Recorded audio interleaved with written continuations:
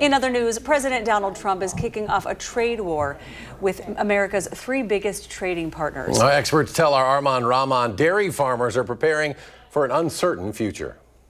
The Trump administration imposed 25% tariffs on Mexican and Canadian imports and 20% tariffs on Chinese products. Tariffs make you a little bit nervous when you're an American farmer. Hans Breidenmoser owns a dairy farm in Merrill. We have about 460 cows. He's not the only one concerned about tariffs. If you ask experts whether they'll benefit dairy farmers much at all, I think it'd be very difficult to say that they are. Leonard Polzin says his fellow dairy market experts at UW-Madison Extension are projecting up to 25% retaliatory tariffs on all U.S. dairy products to Canada, Mexico, and China. I don't think any part of the supply chain is going to be insulated from this. 40% of the country's dairy exports went to those three countries last year. He says a medium-sized farm in Wisconsin with about 250 cattle could see income go down up to $56,000 per year. Anything producers can do to manage their risk is a good thing.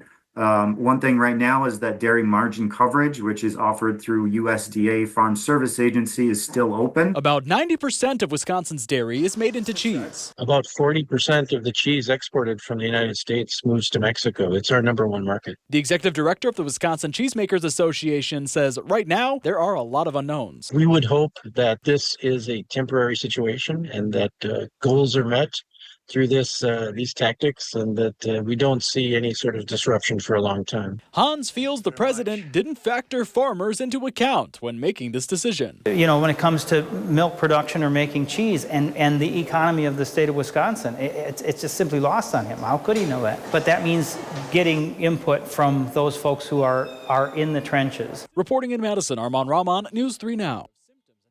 Armand, thank you. Now, experts say there were government subsidies to help farmers when the previous Trump administration imposed those tariffs, but it's hard to tell right now if they'll be available this time around.